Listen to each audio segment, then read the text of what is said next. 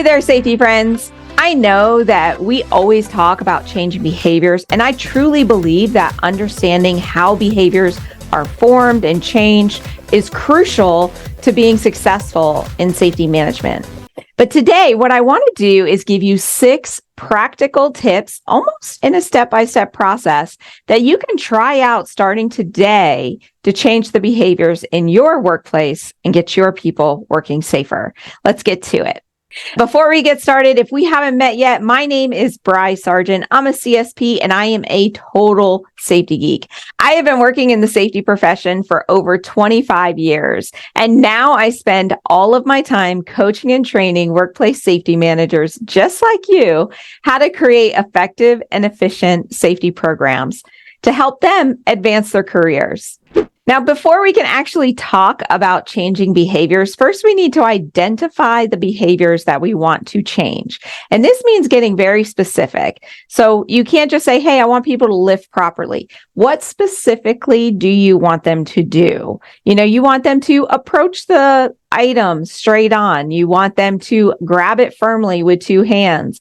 Maybe you want them to bend their knees and bow out their back and then lift in a singular fluid motion, keeping the product close to their body, right? Those are the very specific behaviors that you might be looking for. So what I want you to do is look at your data and clearly articulate the correct behavior that you want to see for whatever you want to use to try out this method of changing behaviors. Next, before we can get started, you need to have a baseline. We need to know our starting point, right? So if you're trying to change a behavior, how do you know the technique that you're using is actually working? So let's get a baseline on how they are currently doing before you even try any of these tactics, okay? So do an assessment on the current behavior in your workplace. I know that I've talked about assessments before. So if you need some help on that, I'll link to the episode, the podcast, or the blog post that I have done on assessments previously. So go check that out. Now, here's the thing about behavior change. Behavior change is different based on the person and the situation. I can't just give you one tactic to change behaviors and it's going to work for everybody. So what you need to do is try things out for different people. Now, there are ways to change behavior that may change multiple people's behaviors. So the idea is that we start with the techniques that will change the most behaviors, and then we narrow it down and get down to the one-on-one of what specifically would get them to change. Okay. So out of all of these techniques I'm giving you, what you need to do is just try one, measure the results against your baseline, and identify who isn't changing their behavior, and then try a different tactic on those people who haven't changed their behavior. So for example, let's say that you use my proper lifting as an example, and you do an assessment, and your assessment shows that 70% of the time they are, moving their feet while they're transporting their load, whatever it happens to be. If they lift something up and they go to put it down, they're not twisting while they're lifting, they actually move their feet. Let's use that as our tip. So you follow these steps and then you go back and measure it. And now you can see that half the people are doing it and half the people aren't. So know who those half are, so that way you can try the next tip and go, hey, did this work on those people? So when you go do your next measurement, you just measure those people, right? So the whole idea is just to kind of get an idea of what's working and identify who's changing behavior and who's not, and not to pinpoint them out. And it's more of for a measurement. So that way, you know whether or not something is working, because you don't just want to throw spaghetti at the wall and hope that something sticks. You want to actually know this technique worked, because if it works with whatever behavior you're testing, like proper lifting, it'll likely work for lockout tagout. It'll likely work for machine guarding. It'll likely work for hazard communication. Whatever safe work practice you're doing, you can then have a process of how you actually get those behaviors to change. Alrighty. So that's all your pre-work. You got to have your specific behavior. You got to have your baseline results, and you have to understand how we're measuring success. All right. So tip number 1, or tactic number 1, what you're going to do is first make sure everybody is trained on the correct behavior. I know you've been doing training for a while. You've been training out the wazoo in order to get them to change their behavior, and they're not. But let's kind of make a twist on this training. Let's do some training that is done in a very memorable way. And I do have a document on this that you can find in the All Access resource page. If you're on my email list, you have access to that page. If you aren't on my email list, just go to thesafetygeek.com/5 ways, and I'll send you a link to that page. But it's on there, and it's called like something about the five crazy ways 5 ways to make people crazy for safety, or something like that. It's got a funky name, but in it is ways to actually make your training memorable. So what you don't want to do is say, hey, I've trained them because I showed them this video, or I trained them because I showed them this PowerPoint. You need to do something that's like role playing. Role playing is one of the key ways to make your training memorable. We all hate to do it, but it's actually one of the best training techniques out there.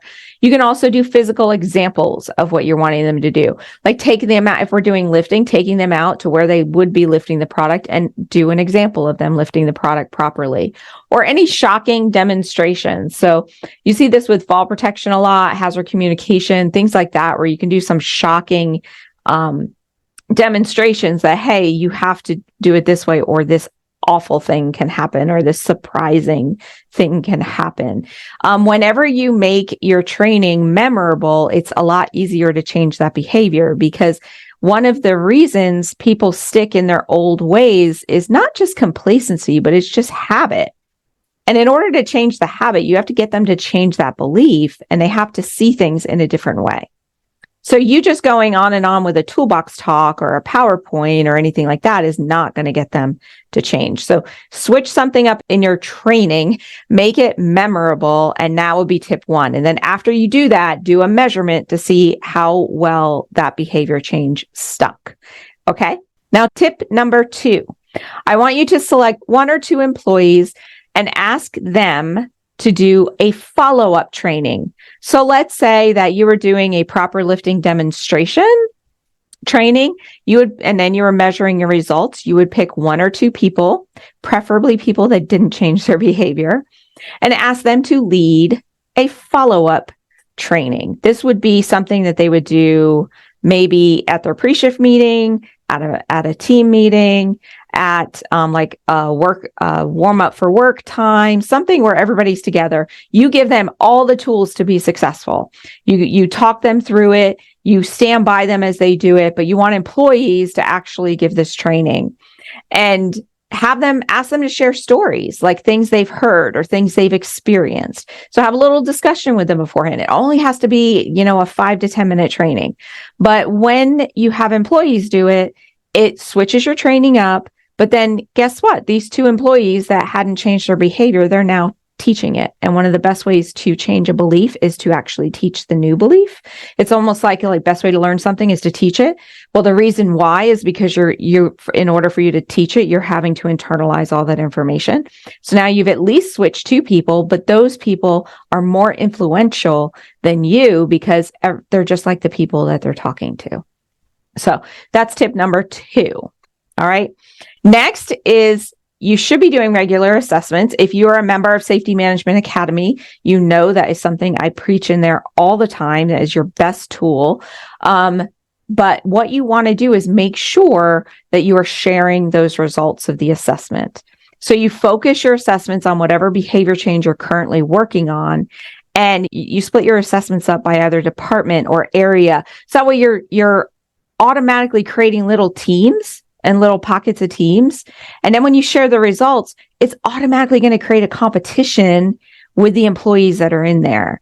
They're going to see these results. Maybe you post them on a bulletin board, you post them on a monitor. Maybe I used to put them on little table tents in the break room, wherever it happens to be. You post those results. People will automatically see, like, wow, my department's getting a C grade, but that area is getting an A grade.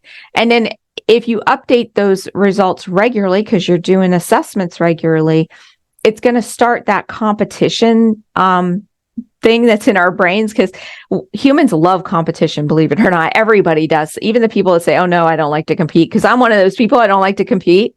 I compete against myself, right? I'm like that. But when you start seeing it out there everywhere, you automatically are like, well, I don't want to be the one that's going to bring my team down. So I'm going to make sure I do that behavior.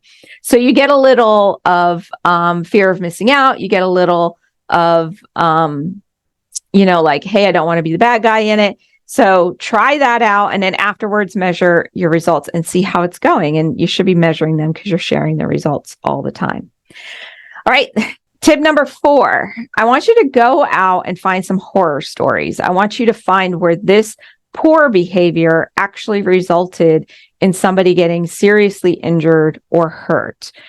You can scour OSHA, you can scour lawyer websites, you can scour Google. There's always going to be stories somewhere of somebody who was in something shocking, some sort of shocking accident where they got a lawsuit or there was a big OSHA fine that could be related to the same behavior that you're trying to get them to change. So, for example, in my workplace, where this worked really, really well was having them, the way that they loaded the trailers and getting a pedestrian walkway. We weren't having pedestrian incidents, so nobody really thought much about it, but it was something I was nervous about. And I shared a story of how a worker actually got asphyxiated because they got squished between 2 pallets, and the forklift operator never even knew there was a person there. And when I shared that story, and all I did was share a link to it, and I kind of put a summary in the newsletter, and I shared it with the supervisors for them to share at their pre-shift meetings. Everybody's eyes opened up, like, I never even thought that could happen. And it was a very similar workplace. So it ended up hitting home a little bit more. So if you can find something that's in your same industry, that works really well too. It doesn't have to be like super devastating. Even if you can find somebody who was like, hey, I lifted improperly all my life and now I'm in my 40s and I can barely walk. And this is why. So you'll find those blogs and those stories out there if you search hard enough for them. So share those, and having those shared stories actually gets people to change their beliefs, which will automatically get them to change their behavior. Now, at this point, in these 4 tactics that I've shared with you, we're pretty much addressing like big scale. You're doing it with everybody. It's to get the low-hanging fruit of behavior change, I guess you can say.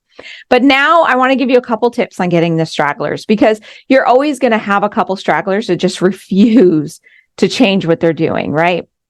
So tip number 5 is creating a small working group on safety issues. So it's almost like my episode where we talked about creating a Kaizen. So create a small work group, and say, hey, I want you guys to review the safety issues. You can tell them the goal is to stop blaming the person, right? Because that's what everybody does. It's an attribution error. We automatically blame the person as doing something wrong instead of the situation that created them to do that behavior.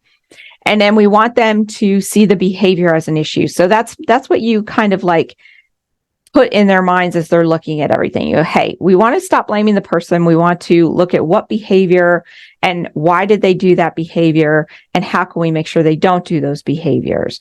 So it's not necessarily like an accident investigation where you're like, what can we as a company do to stop accidents from happening, which is usually an engineering control or something like that. It's about figuring out why somebody does a behavior. All right. So then what you have them do in this small working group is review accidents that are related to that behavior and ask them, without seeing the accident investigations, to come up with their own root causes and their own corrective actions related to behavior. Like, why did they do this behavior? You can also have them, instead of doing accident reviews, you can have them review JHAs and that are related to the behavior and say, look, we're not sure if these JHAs are working or if they're accurate. This is the goal of a JHA. Can you please review it and update it? You can work with them on developing training or awareness materials or improvement programs. You can show them the trending data and say, hey, we as this small Kaizen, we want to work on creating improvement programs, right? And the idea is that the people that you have in this group are a mixture of like half the people that aren't doing it right, maybe half the people that are doing it right. So you get them working together as a team to try to get those stragglers that are still doing the behavior. You can even share assessment results with them and say, how can we improve these assessment results, right? And the last tip to get those stragglers is one-on-one coaching. It is literally going up to each individual person and talking to them as an equal and discussing with them like what you're worried about, what you're seeing. And maybe even at this point, it might be like the fairness that everybody else is doing it right and they're not. But what I like to share with them is like other people are watching you. You're likely experienced, especially if it is an experienced person, you're likely experienced, you're likely going to be fine, but other people are watching you and they're learning from you.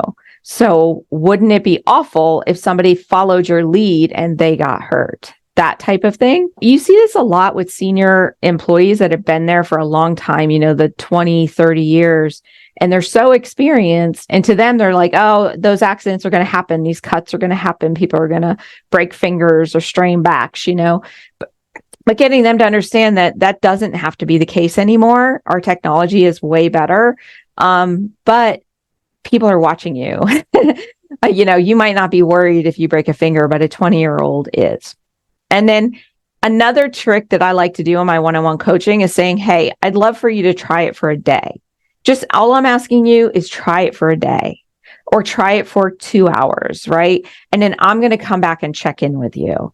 So this works really well with proper lifting because so many people think that the way they're lifting is more efficient and easier and all of that. But what they don't realize is it's causing them to go home tired and sore and in pain. And that just builds up over time. So when you get them to try it your way, maybe moving things further apart to force them to take the steps and not twist, or have them take that extra time, and they realize like they were just as productive as always, maybe even more so, and they felt better at the end of the day. They weren't as tired, right? So doing that, like, please just try it and then let me check in with you. Okay, then now try it for 2 days and let me check in. And you could be my case study as if this procedure works, right? You can even play in those words with them. It's like, hey, as you're doing this, I'm recording all of this down because you're my case study for me to help develop training for new employees, whatever it happens to be. So those are 6 steps. And as you can see, even though they're all individual tactics, I kind of feel like they play together in a process, training, follow-up training, assessments, getting employees more involved. And honestly, there's tons of ways that you can change behaviors in the workplace. These are just 6 of them, but it is a very good start to changing behaviors. But what I want you to remember as you are trying this out is that behavior change comes slowly, and it comes from a change of an internal belief. This is why some people take forever to change their behaviors, and some people, they do it on a dime, right? It's because it's however quickly that internal belief can change is how quickly the behavior will change. And there is a time for disciplinary action as well. And yes, giving them write-ups and holding them accountable to following policies and procedures, it is going to work. It definitely in the short term, all research has shown that negative reinforcement does work in the short term. But the goal is to get them to do their actions safely without a threat, without you being there, without them worried about their job, and to keep that positive relationship with that employee. And it only happens when they believe inside their head, like their internal belief is that following your JHA or following your safe work practice is the right way to do it and the best way to do it. So as you're looking at behavior change, you need to always consider, am I creating that internal belief, and am I going to get them to believe the way that I do? This is what influencers do. So try it out. I would love to hear how it works for you in the comments. If you haven't subscribed to the podcast or the YouTube channel yet, be sure that you do and that you're always checking. We're trying to get on a schedule of updating every 2 weeks. So please subscribe, and I will see you in the next one. Bye for now.